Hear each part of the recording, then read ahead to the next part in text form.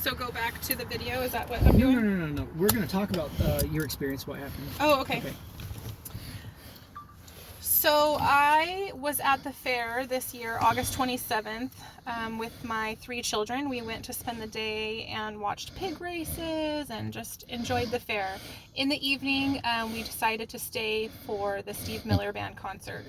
And after the concert, we bought tickets for rides, and apparently the tickets were sold after 10 o'clock when the rides stopped at 10 o'clock. We did one ride and my kids wanted to do more, so we got in line and bought more tickets. There were multiple people in line before and after us. We went on one more ride, and when we were in line to go into the next ride, we were told by security at from the Oregon State Fair that the rides were closed and that we were not able to use our tickets.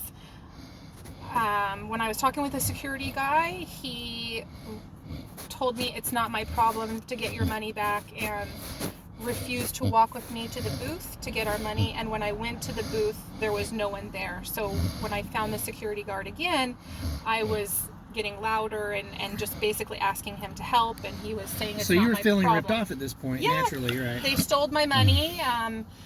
If the rides were closed, why did they sell us the tickets? And so he refused to assist me. He said that that's not his job, that he was a security officer. And I said, well, you're an employee of the fair and it's your job to provide this customer service to help me get my money back. And the security officer said that I was spitting on him and getting aggressive, even though I had my hands behind my back and was just simply asking him for help, even though I was yelling and cussing. So the security guard called the state troopers to come over, and State Trooper Drew detained me. He came up and asked for my ID as I was walking down the steps of the ticket booth when I did finally get a refund. And I held my wallet up and said, here's my license and information. You're welcome to get anything from it. And they said, no, that is not sufficient. And I said, I do not have to give you my ID. I don't have to hand it to you. If this isn't good enough for you, then you don't need to know who I am. And I put it back in my pocket, and as I stepped off the last step, they grabbed me and put my hands behind my back and put me in handcuffs. Because of a complaint of a customer service issue. The security guard accused me of spitting on him.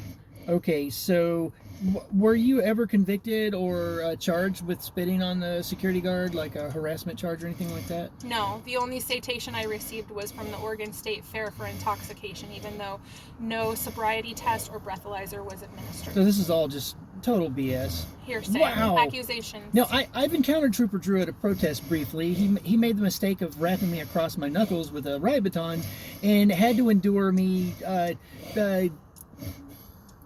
let's say I was verbally unkind, but I've been wondering what sort of police service this individual is doing out in the community, and I'm just going to let the video roll of how Drew treated you during your experience. And yeah, I think he's just a violent animal that has impulse control issues, because he literally felt so threatened by me when I was pointing past him that he had to hit me across my fingers. And it's ridiculous the way he would treat a mother in a fair. Is just crazy. But I'll let that video roll.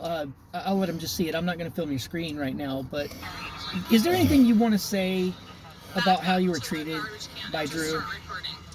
That he didn't really care about what I had to say because of the language that I was using, that I was using language that was unbecoming of a mother in a family situation, and not listening to my side of the story, just taking the word of the security guard. So he was like, because of basically the moral police. He's saying that you're communicating in a way that he finds uncouth. Yes. Just ridiculous. Yeah, he refused to adjust my handcuffs, even though I had a large bracelet on that got broken and created a knot the size of my fist and a bruise twice the size of my fist. That's just crazy. Well, thank you so much for telling your story. Yeah. Yeah, that's perfect.